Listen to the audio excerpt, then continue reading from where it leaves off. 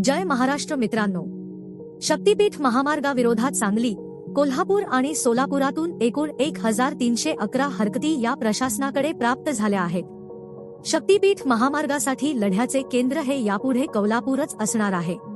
काय आहे नवीन अपडेट या विषयी संपूर्ण माहिती आज आपण बघणार आहोत.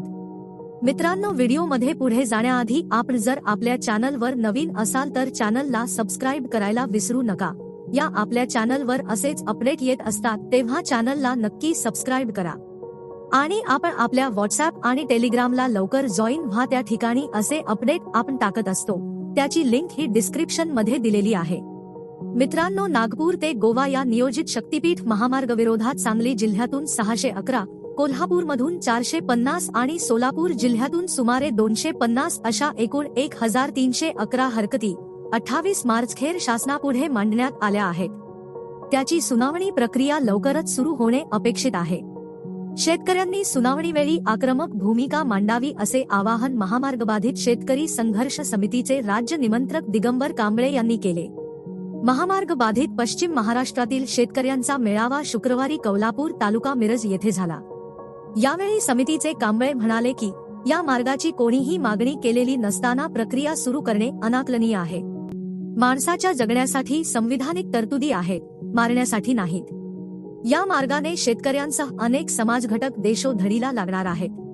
केवळ मुठभर लोकांचे हित त्यामागे लपलेले आहे. संघर्ष समितीने महामार्गबाधित शेतकऱ्यांच्या एकूण 22 मागण्या या शासनापुढे ठेवल्या आहेत. त्या मान्य झाल्या तरच शेतकरी संमती देतील असे कांबळे म्हणाले. हा लढा दीर्घकाळ अविरत चालणार आहे. शेतकऱ्यांची एकजूट शासनाला नमवेल. महामार्गामुळे शेतकरी देशोधडीला लागणार आहे. सामाजिक सलोखाही तुटणार आहे. या मार्गामुळे फायद्यांपेक्षा तोटे जास्त होणार आहेत. त्यामुळे हा महामार्ग रद्द करावा. या सुनावणी दरम्यान शेतकऱ्यांचा एकसंधपणा दिसण्यासाठी कोणती भूमिका घ्यायची याचे मार्गदर्शन मेळाव्यात करण्यात आले. ते भूषण गुरव यांनी प्रास्ताविक केले. घनश्याम नलावडे, राहुल जमदाडे, प्रवीण पाटील आदींनी त्यांचे मनोगत व्यक्त केले. तसेच शरद पवार यांनी आभार मानले. या शक्तीपीठ महामार्गबाधित शेतकऱ्यांच्या लढ्यात कोल्हापूरमधील शेतकऱ्यांनी सुरुवातीपासूनच महत्त्वाची भूमिका बजावली आहे.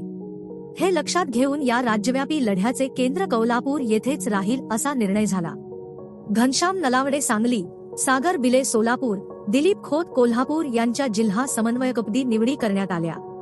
तर मित्रांनो, यावर तुमचे काय विचार आहेत ते आम्हाला कमेंट करून नक्की कळवा. आणि आपला आजचा व्हिडिओ आपल्याला इन्फॉर्मेटिव्ह वाटला असेल तर व्हिडिओला लाईक करा आणि चॅनलला नक्की सबस्क्राइब करा.